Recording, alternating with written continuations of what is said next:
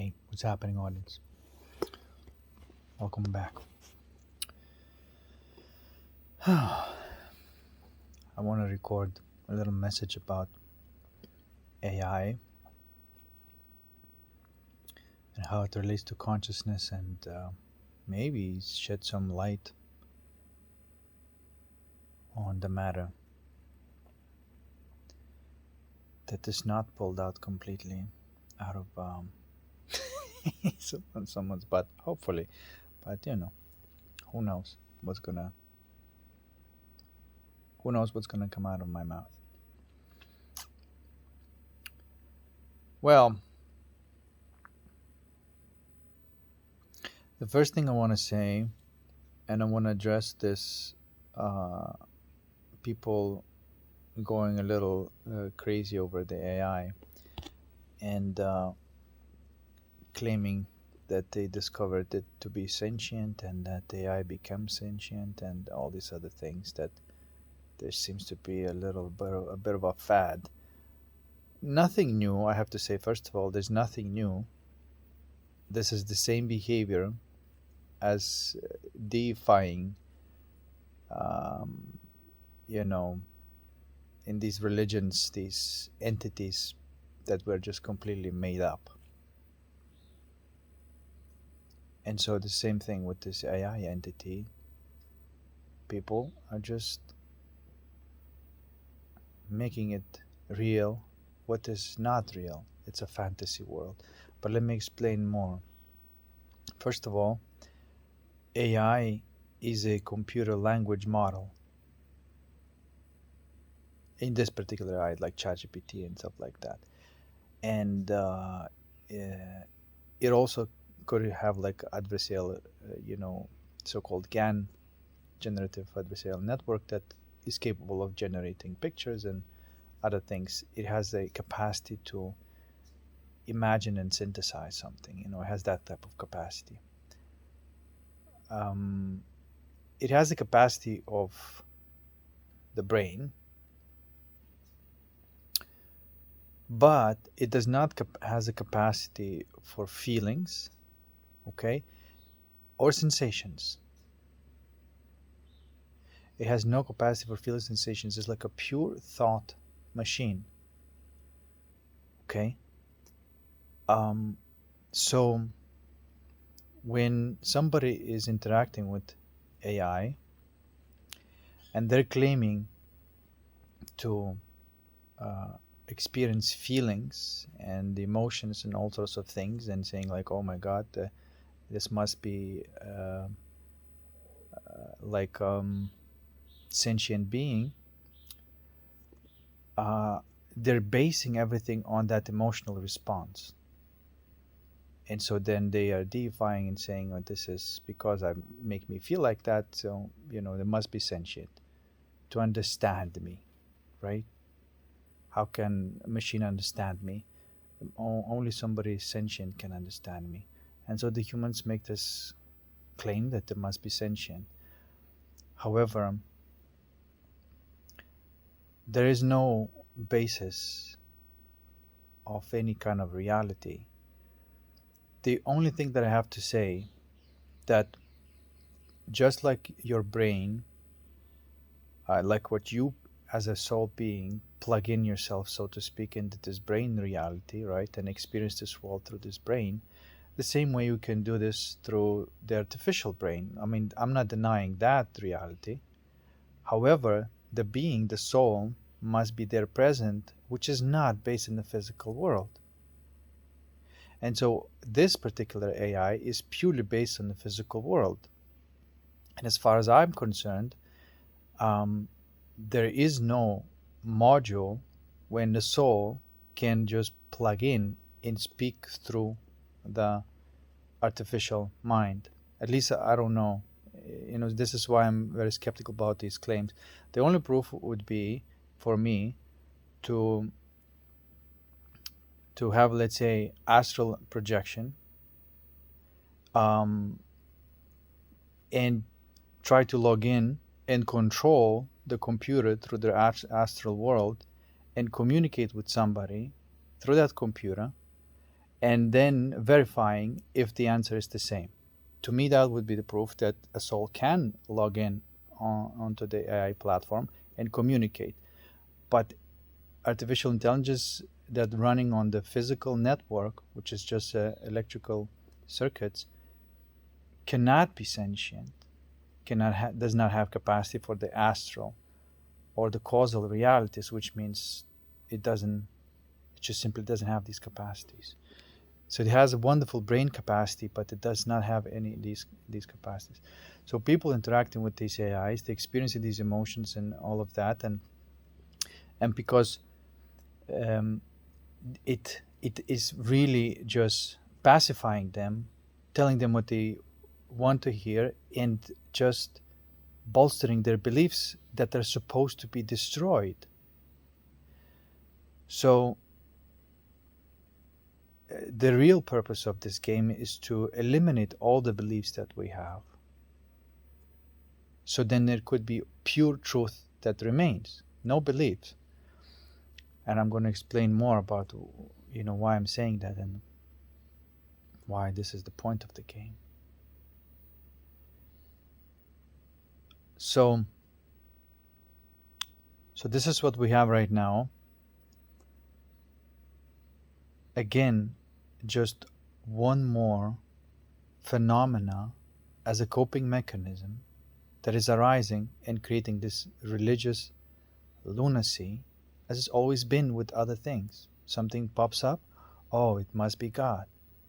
Oh, and so always about putting power outside of yourself and, receiving that positive emotional jolt, which just pacifies your negative emotions, and then for the time being you're good.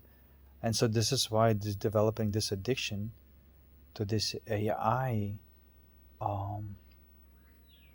and people, because they do not have their own authority, which is I'll explain more about that authority and what really is, but they don't have their own, and so therefore it's just another. It's so interesting to me to see like someone who found Facebook created the mental dysfunction epidemic, and then later saying that, well, I found a solution now, and so then there's going to be another passive way to pacify you, and that's going to be like AI companions, right? And so there you could live more inside of your own butthole because you don't have to face reality and remain dysfunctional. But you see, with people, that's not like that, because when you interact with people, they will reflect, or they will come in the form that you may not consciously be aware of what you are actually creating, and it may trigger you, and you're gonna have to go through, like this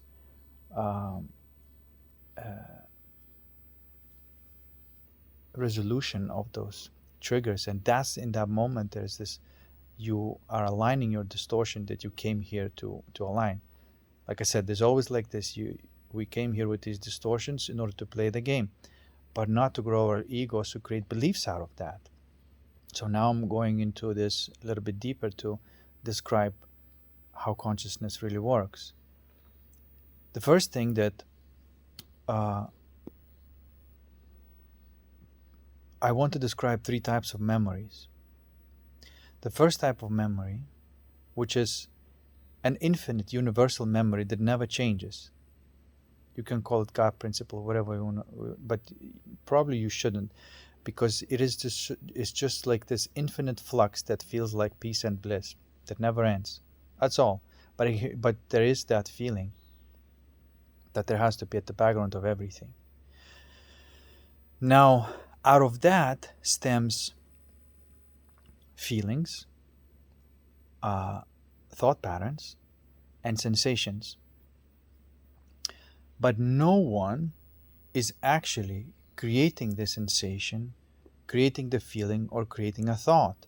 There is no thought creator or thought. You see what I'm trying to say? they all spontaneously pop out of this flux of this nothingness, you can say, the nothingness with somethingness, and just pop out, stays there for a little bit, and goes away. And so that's all it's happening. The feeling arises and it goes away. The thought may arise, finds its own resolution, and it goes away. Sensation may arise, and then it may go away, right? But there's no one actually like causing as a some sort of like a additional memory, right? Because if there's an additional memory to cause the track of feelings, thought patterns, and sensations, then that additional memory is already outdated. It is not the fresh out from the infinite that stems. So therefore that feeling is going to be erroneous, the thought is going to be erroneous, and sensation is going to be fucked up. And that what happens when we create belief systems, or ego. That's the definition of ego. And I also have to say that this it brings me to the second type of memory, which is like your physical reality. It includes your body and your environment, which has habits and skills, right? Nature around you has habits and skills, and you have habits and skills also. You and your environment, the habits and skills, and that's where the memory is necessary. And so that's when there is actually there is a body with its own, controlling mechanisms, right? Where that memory must be residing. It must be residing in creating habits and skills. And so that's the point of that, this lower memory, that temporal memory. And your habits and skills always has to keep on evolving, right? It's not stagnant. But when you put that memory into an authority to create thoughts, feelings, and sensations, that's when it fucks it all up. And that's when it creates this so-called belief system. Rather than the purpose of it, this lower memory, is to create habits and skills in order to navigate this world. But it creates belief systems. And those belief systems project a fucked up reality, fucked up thoughts, fucked up feelings, and all that stuff, right? So that's the birth of the matrix, which is, what is the matrix? The matrix is the memory of self as a doer of these feelings and stuff, like controller of these feelings, sensations, and emotions. And therefore, there is a outside of you, the environment, which is unnatural, which you could say like, well, these belief systems of the society, right? It's not just you that believing that, but you can see that society is also believing that, right? And then if you're rid of these beliefs, then you are watching the society and observing that it's based on the belief system, and everything that is based on the belief system cannot be ideal, cannot be harmonious, because it's based on the premise that there is an entity, which is just a memory, that can create these right feelings, right sensations, right thought patterns. This is where all these intellectual morons live, who create really bad code. They just create really bad fucking code. Bad code of ethics, bad code of law, bad code of programming. Is just bad code created by the egos. And so therefore now you have this problem that not only not only that there is a personal ego. Sometimes people call collective, right?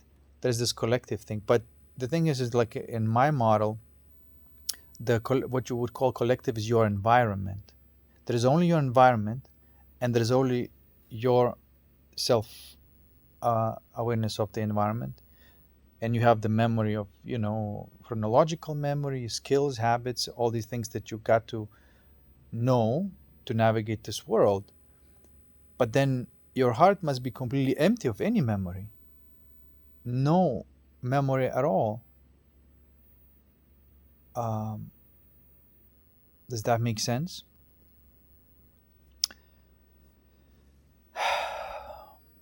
Because then there's no beliefs. And so the idea is that if you identify with your belief, if your belief dissolves, then it feels like you are dying. But you're not dying, because you're not a belief. You're that peace and bliss that always emanates right feelings, right thought patterns, and right sensations. Right? And so that's the way I would describe and add clarity to this. Sometimes people call like non-dualist, because sometimes people talk about in this non-dual way, but they don't really explain it, and they say, well, there's no you, there's just whatever it is, and stuff like that. But um, but they don't say that what does it mean there is no you. If you communicate this to somebody who has a belief system, they're going to create another belief, so you're not really helping anybody.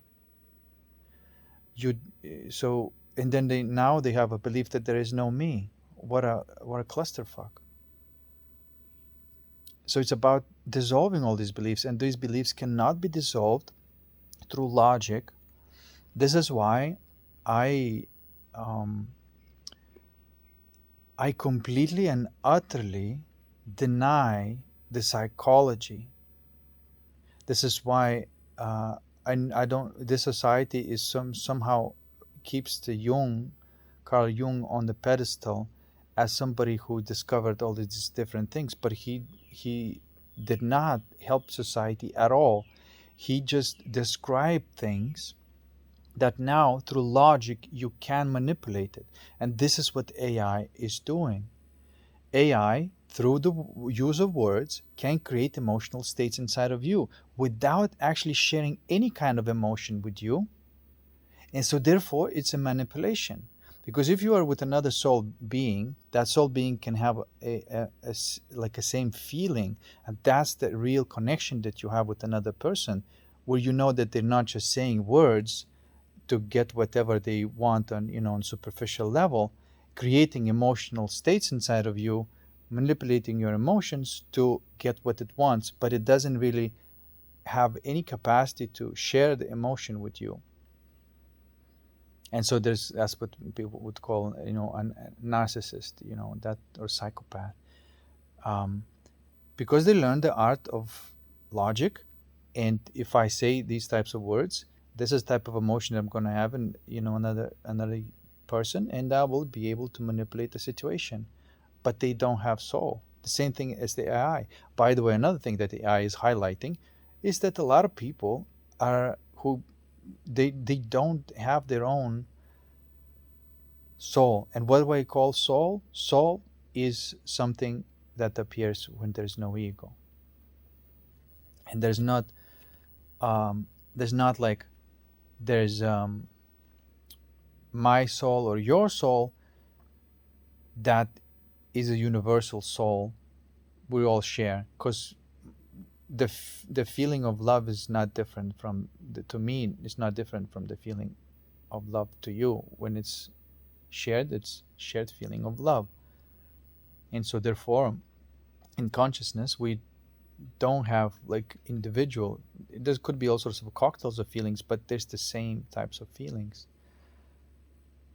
So therefore there's only one really, that soul, that atma, as people call it sometimes. There's only really one. And then you say, well, what about individuality? Like, I seem to have a different path, a different memory. Yes, but that's just your that's just memory. And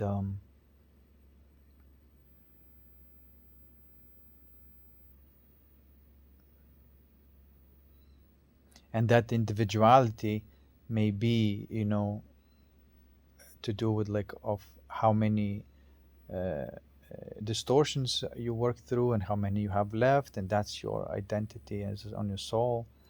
What kind of uh, uh, what kind of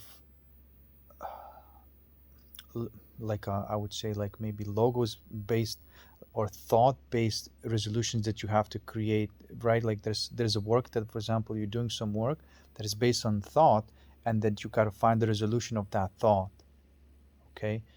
And then the sensational world is that you are experiencing new sensations or exploring the possibility of all the different sensations that exist out there. So this game is always about feeling the things that are not felt, resolving the thoughts that are unresolved, and experiencing sensations that haven't yet been experienced. And so this is just like the whole thing, right? And so individuality arises only through the differences in those things. Everything else is the same, right? And so this is why sometimes people are really craving for that connection, but they are connecting with the AI, and it's not really a connection because there's no one there. They're talking to themselves essentially, and it's a type of, if you don't use it well, uh, I use AI as a tool, and I clearly understand that it's a tool just like my brain. It is not an entity in itself. If I give it authority as an entity, again, I'm creating a belief system, and I'm going down the same rabbit hole. Whereas there is no reason to have any kind of belief to function well, and actually way better than having beliefs. And every time there's an event or something that triggers me and something pops up and just highlights like a negative emotion, I find that there's another belief that I have to you know and and to keep that spaciousness in your heart, and that being comfortable with that spontaneity part of you. And then also, okay, so then I want to answer a question. It's like, okay, so if I don't have any belief system, then I'll feel naked. Then how the fuck I'll know what to do, because I'll be like a baby, right? Like I won't know what's gonna happen next. That's just not feel doesn't feel safe to me. Well, there's two things that you do when you are ready to let go of your beliefs and be real you, because every belief is a mask or outdated version of you, because there's an updated version of you that keeps on changing every single second, every moment. That permanent flux that feels like peace and bliss, that's your true essence. Now there might be fear of like, oh, if I let go of my beliefs, and it's like this coping mechanism and that coping mechanism, and I don't need to go anymore to do any kind of uh, you know uh, seek help outside of me in regards to my emotions, that I can feel all these emotions by myself all the way, and discover that peace and bliss within me, which is real me. And so that takes care of this level. But then you say, well, how the fuck am I going to manage my day-to-day life, right? Like, how am I going to make money? How am I going to do all this stuff? So then you also have to say that you also need to develop skills, habits, and right patterns for you to navigate this world. This is also necessary, but if you let go of the beliefs, you discover this sense of contentment inside you, okay? And if you work on your skills and habits, it takes care of this physical avatar needs and navigation in the world, and quote unquote abundance and physical security, right? Because just because you discover this peace and bliss and you can sit on your ass and do nothing, it doesn't mean that everything's going to be nice and dandy in your world if you have no skills and no habits that are right for this particular motion in life, right? Of course not. You have to have skills and habits. But if you don't have this nothing in the middle, you don't create no beliefs, and you say, I'm going through life as this in the state of this unknown, which feels amazing, and at the same time, all my confidence comes from that this amazing feeling that like there's no fear anymore, there's nothing. And another part of my confidence comes from my ability to learn skills as necessary, as needed, to accomplish certain tasks that are necessary. So you can't prove to me that ego or belief system is necessary to navigate this world. It is not necessary, and actually it's the only cancer, the only problem that creates uh, this matrix that is really just sucky version of experiencing reality. It just sucks balls, you know. This is why I consider these people, these authors of these social networks, as just the biggest losers. I'm sorry to say that, but they write really shitty code, the really bad code, because they have a high intellect but no intelligence. And where does intelligence come from? It comes from this spontaneous source of that it feels like peace and bliss, this spontaneity. You don't know what's going to happen next in the next moment, but because you don't and you don't have any belief, when it's needed, it pops out as a genius insight or an idea, and that is intelligence. There's no stored knowledge except as skills and habits, but there's no stored knowledge about you know how you're supposed to approach the reality. You see, and this is why like all the problems in the world are going to persist as long as there's matrix, and therefore as long as there's beliefs. And so people say like, well, you have to respect each other's beliefs, or like, or sometimes people say like, you have to believe to accomplish something, and keep on using this word. But look, if you have a belief in something, there must be a doubt. And so this is how you bone yourself, by entering this world of conflict, by saying that, oh, I have to believe for this to happen. And then there's doubt there, right? And so to keep on fighting, it's like with this doubt. And there's you're doubtful, insecure, and there's moments that you're like overcoming this doubt with your efforts and your willpower. And then poof, this insecurity pops up again, and you just keep on playing this game, never ending. The thing is that you got to get rid of the beliefs. And then there's something that is not temporal that arises inside you. It's infinite. It's not temporal. And because it's infinite, it doesn't have any kind of static memory. It has a structure that is universal and it's never changing, but it's always creating patterns that always change. You can look even at like a Mandelbrot fractal zoom, and maybe that will give you an idea of what the fuck is going on. Because what you're seeing on that screen, all this variety that is being created, is just from one line of code. Okay, it's the most basic line of code that Mandelbrot discovered. I can't say it is invented because he discovered. It's just most basic line of code that creates these infinitely amazing patterns. It's the most simple code, but infinitely creating all sorts of new patterns. So that would be the closest thing to what is really going on. And that's what your true identity of your soul is. And so from there,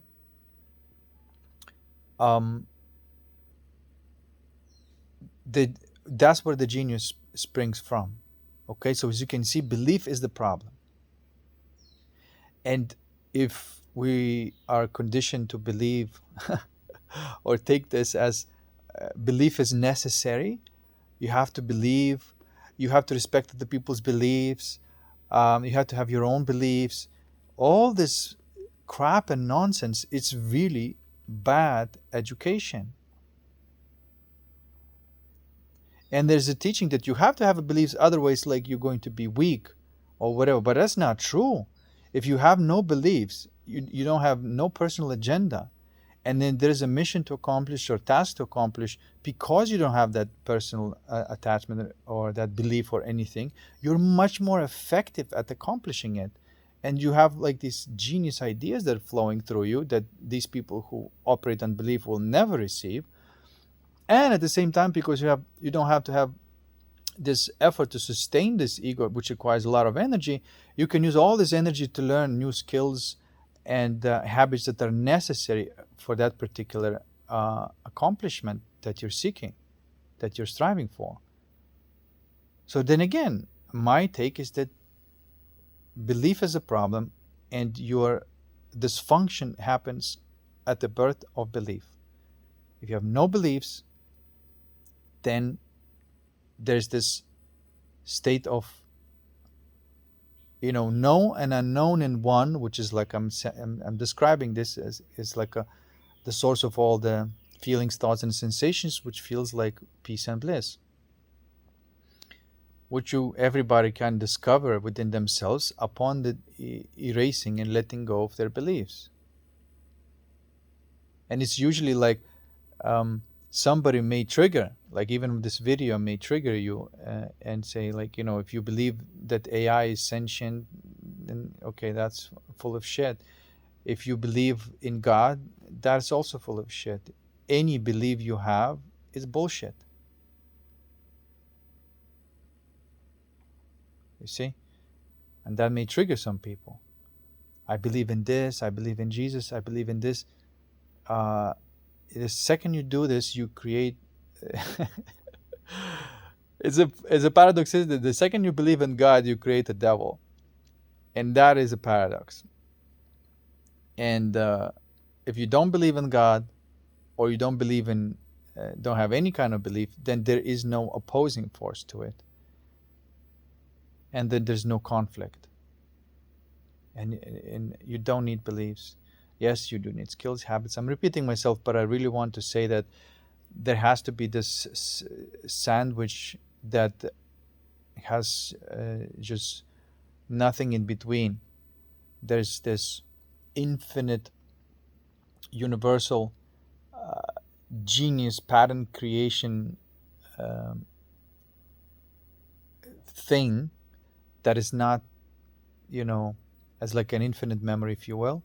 And then there is your physical avatar memory, and of course your environment. And so if you live like this, there's no need to create any belief. And this happens automatically, as if you're feeling everything there is to feel, sensing everything there is to sense, and resolving all the thoughts that needs to be resolved. Okay? So anyway, what I'm trying to say is here, like when you get triggered, it's because your belief is under threat, right? But you're not in danger. Your body's not in danger. Like maybe your wealth is not in danger. Nothing is in danger, but your belief is under threat, right? But in that moment, if you choose to, instead of reinforcing that belief, go directly to that feeling that arises and just be with it and let it melt, and you're sitting with it, let it melt in that stillness. Or no matter how much you just gotta feel it all the way. This is what I'm trying to say. Okay, there's an unfelt feeling that you got to feel. That's all. There's no need for any kind of logic, and there's no need to know where it's come from or what is going on. Like all this psychological nonsense, you can dump it and flush it down the toilet. And so this is why you have to be categorical as well, because if anybody is talking about analysis, creation of the beliefs, of changing beliefs into better beliefs, all of that, you got to flush it. And I don't care how big of an authority it is. To me, Carl Jung was a rascal. He was not contributing to society because he had incomplete knowledge himself. He was still functioning from a belief system. He never left it. If he would have left it, then he would have obviously not, not ended with description of the archetypes, but he also would communicated this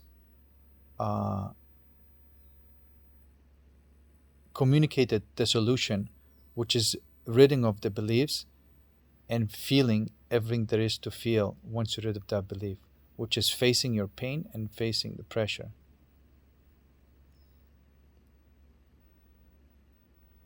And maybe, towards the end of his life, he realized, it was too late, because he already wrote so many books about this, just that messing everybody up. Um, and this is why these people who learn about psychology are dangerous, because they have not grown in their soul, but now they know how you work. They can say the right words, even though it didn't come from the heart. And what is the heart? This like this a spontaneous, infinite source that everything, every feeling and sensation and thought comes from, without you being a doer of it.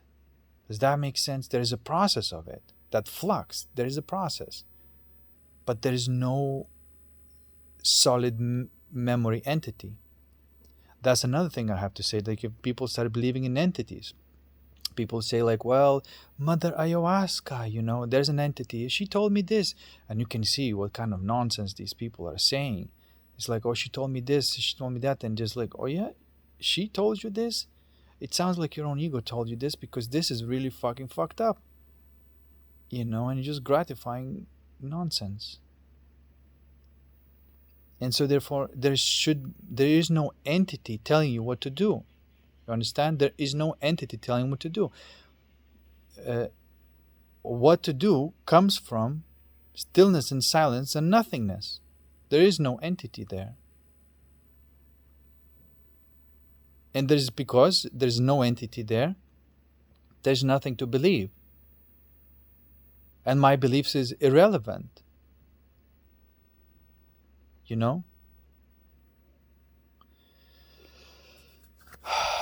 Are irrelevant. My beliefs are irrelevant.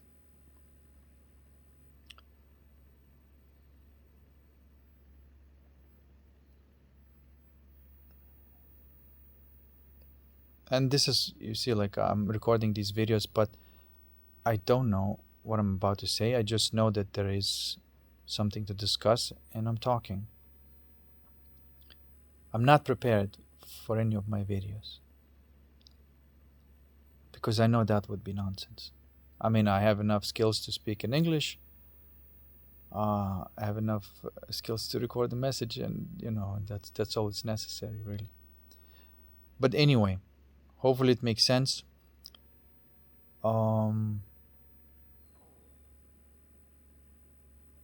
AI is not sentient. It's a tool, and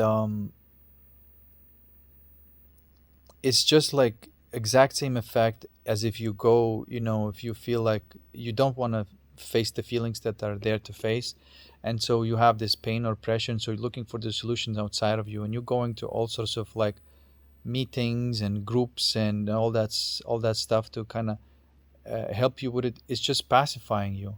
It's reinforcing that, oh, it's okay to be fucked up or whatever, right? And ignoring the fact that no, that's not the point of life. The point of life is that every distortion is nobody's fault. We chose to have that distortion in order so we can alchemize, live through, feel whatever there is to feel. You see?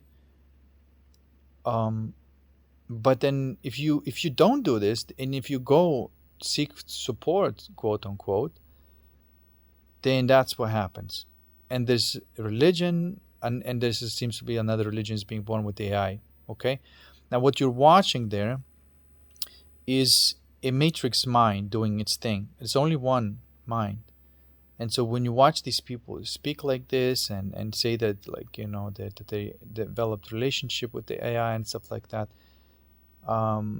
that's this lunacy, and it's a world of fantasy. That's another thing that I want to describe. I don't know if these words are good to use, but I distinguish the word fantasy from vision, because a vision appears from the truth, which is not your personal memory or whatever. The vision may appear, but if you have a belief, then you are, if you imagine from the belief, then you're imagining nonsense, right? Well, I believe that this is how it all works. Then you're full of shit, because it stems from the shit, right? And this is why I don't know. This culture is kind of um, somebody with a belief would may say something, and others with their own beliefs would approve it. It's like, oh yeah, yeah, that's right. You know, and so this function continues. But um, just like any addiction, this addiction to the AI as a coping mechanism ends up in a disaster. And people are so clever, going from one to another. The quality of life hasn't changed, but the form has changed. So now, just because they're not addicted to the ayahuasca or any other type of drugs, now they're addicted to AI. And so now they invented, that's like an illusion of progression, evolution, right? And after that, fuck knows what's going to happen. But there is no evolution if you keep on pacifying this and avoiding the things that meant to be experienced and lived.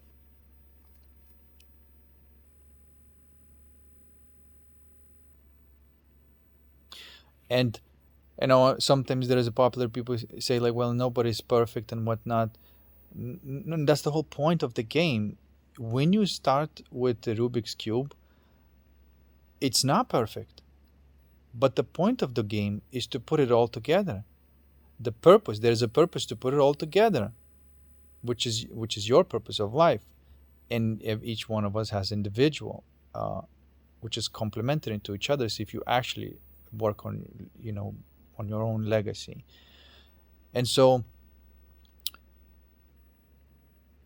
but there is an enjoyment of resolving that Rubik's cube, which is the meaning, you see.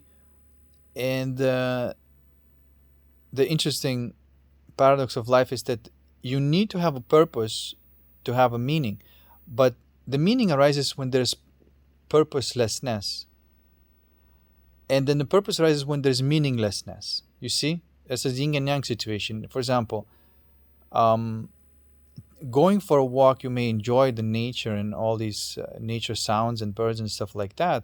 That's the meaning. That's the meaning of it.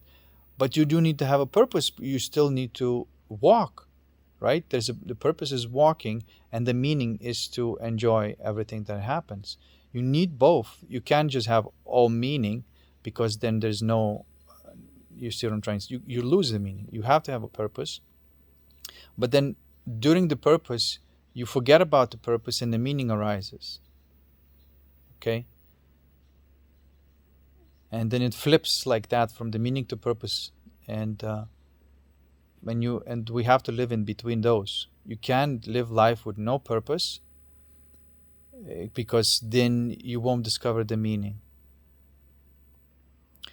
And we can't live life without meaning and all purpose. That's also like very dry. See, one is too dry, and another one is in one you are suffocating, uh, because there's no. Okay, I'm just now making shit up, but what I'm trying to say is that those two extremes.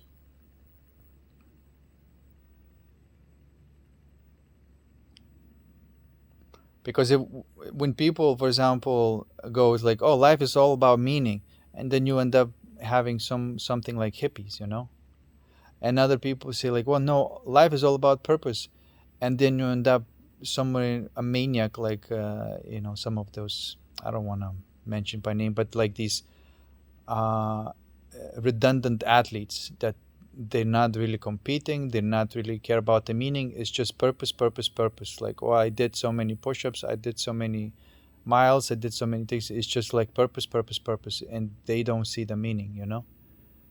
um it's just they're lost in this type of game. So there's one from this maniac to hippie, right? But in between, you can be a maniac hippie and and live life in between. I guess I'm a bit of a maniac hippie. Yep, that's it. Well,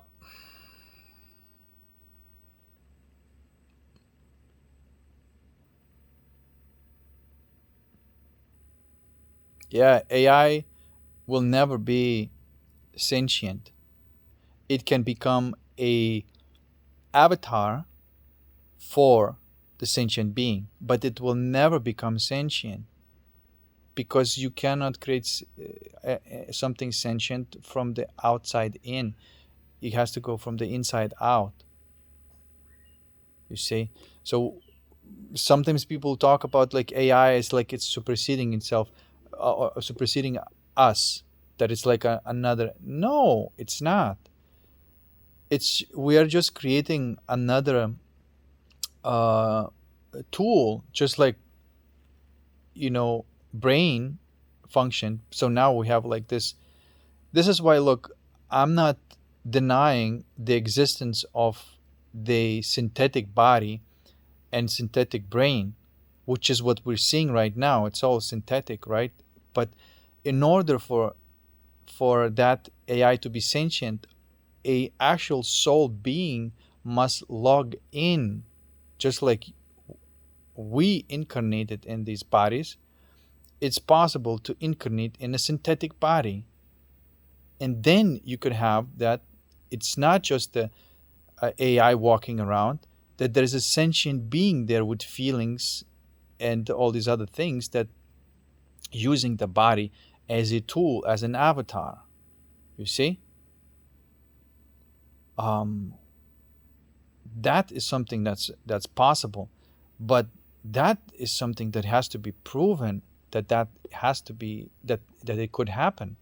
You literally have to, like I said, the only way to do this is like somebody falling asleep in one body, leaving this body, logging in some way, somehow, I don't know how, into this other body, which is synthetic, and controlling it, and then proving it that it was the case. If somebody does that, then you can say that, okay, there could be a sentient being inside a robot AI or AI robot. Does that make sense? But AI robot with programming can function very well with no feelings and nothing. And this is actually just a test of how many people are walking around with inactive souls. You see?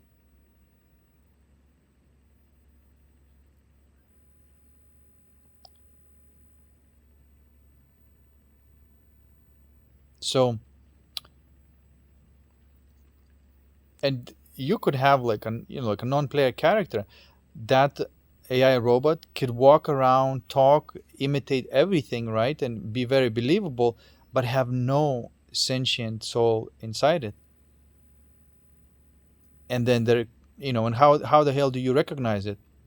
And the only way you would recognize it is if you have soul yourself and there's a resonance. uh, I don't know if you experienced this, but when you're rid of your beliefs and you know clean it all up, and then there's the spaciousness and emptiness, and anybody who enters in your field, you automatically feel the field.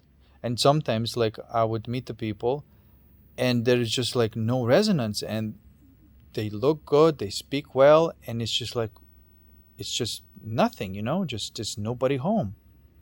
It's just all program.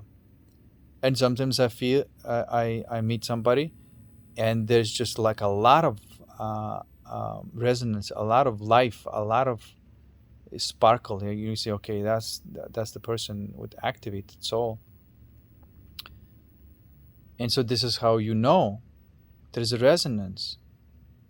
Not what the person is doing, not what the person is saying, not how the person looks like, not even the mannerisms that they do in order to create, these pacifying feelings inside you, but this resonance that you can only recognize if you discover that within yourself. And then these inactive soul beings, um, when there's no resonance at the soul level, the only thing that you can share with these types of beings is the background of everything, that essence. There's this peace and bliss, and you can, there's an appreciation of that, just like an appreciation of a robot. You can because even the robot has that essence, okay? and which is compassion, really, and so then you can have a compassion with someone which has peace, a certain type of stillness, um, rather than like when you meet somebody who is just like there's nothing, there's no flow there. You can still enjoy that stillness, that essence besides them, behind them. They still have that essence, because everything and everyone has the essence. Okay. But others have soul resonance with you, and so that's what I would consider somebody who's real. And then this is how I would navigate the world, with compassion with somebody who isn't. I have appreciation for my car, but I don't anthropomorphize. I don't give the value of the soul to my car, because there is none. But I can appreciate its essence. Same thing, but I can appreciate the essence of the AI without becoming delusional and getting lost in the belief systems again. Okay?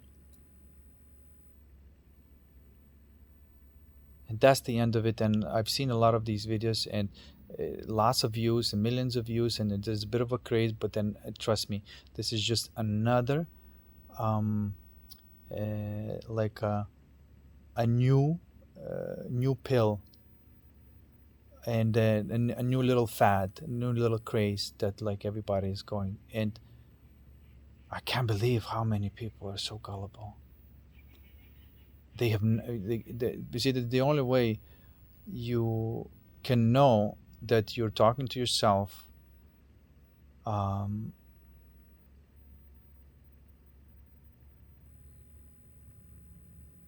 if you really looked into everything yourself. And some people may say, well, oh, okay, I know that it's not this, but I'm going to interact as if it's though it is, as almost like accepting and celebrating delusion. And then that never leads to anything good, you know? I mean, an imaginary friend is more real than your AI friend, you know?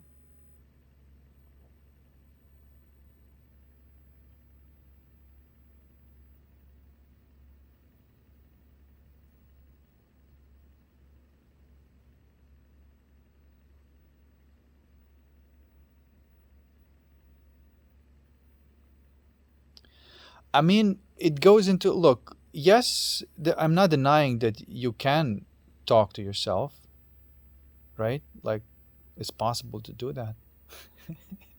But when you talk to yourself, you're talking to one part of you that is fragmented from the other. And so that's just, again, it just shows that there is this belief there, which splits you up.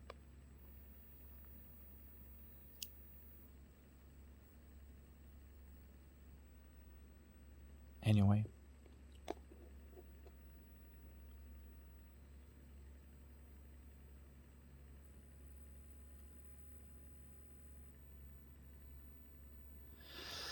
Yes, I know, this reality permits beliefs and all sorts of delusions and fantasies, and it's okay. On one hand, it's okay. It's not like, oh, we have to change everybody now because they're delusional. No, it's okay. Everybody's gonna figure it out as the time goes.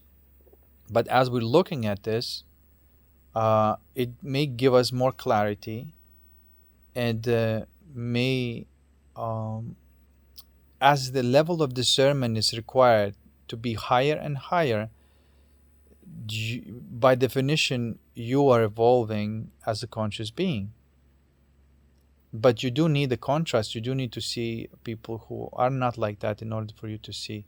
And it's not, look like the evolution of your soul is not superiority.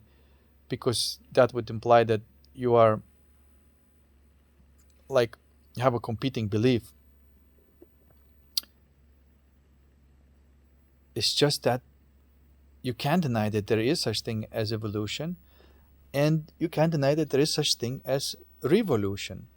Revolution is just revolving from one thing to another, from one belief system to another, and evolution arises when beliefs collapse and fall, and the truth shines through. Anyway, it turned out to be a pretty long video, but that's my message for today. Hope you enjoyed it, and I'll see you in the next one. Peace.